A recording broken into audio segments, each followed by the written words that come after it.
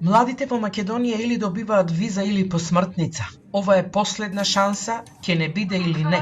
Со вакви пораки и 60-минутен молк точно напладне, на градскиот плоштад во Охрид, охриѓани им одадоа почит на жртвите од трагедијата во Кочани. Порачаа дека ова е време за тагување, но ќе бараат и одговорност.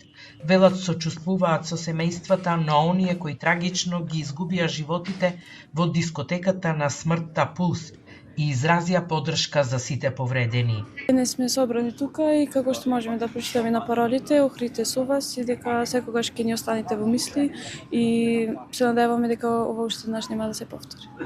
Прво треба тагата да се помине некако. И не само фамилија, туку цела Македонија нема да ја се сеено после ова вакво нешто.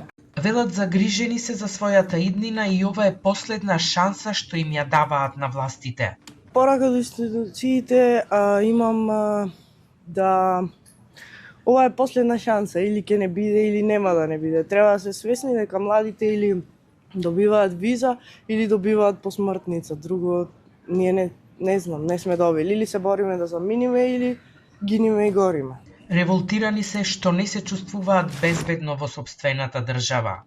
Ние не сме биле свесни за тоа дали се ставаме во опасност или не, а сега со ова трагична случка сваќаме дека многу пати кога сме оделе во тие клубови или на концерти, дека сме се ставале во многу голема опасност и не сме биле свесни за тоа и тоа дека треба да се смени и треба да кредеме некое внимание до сите жители за некоја промена, за да може да излегуваме и да сме безбедни. Поддршка им дадоа и повозрастните жители на Охрид.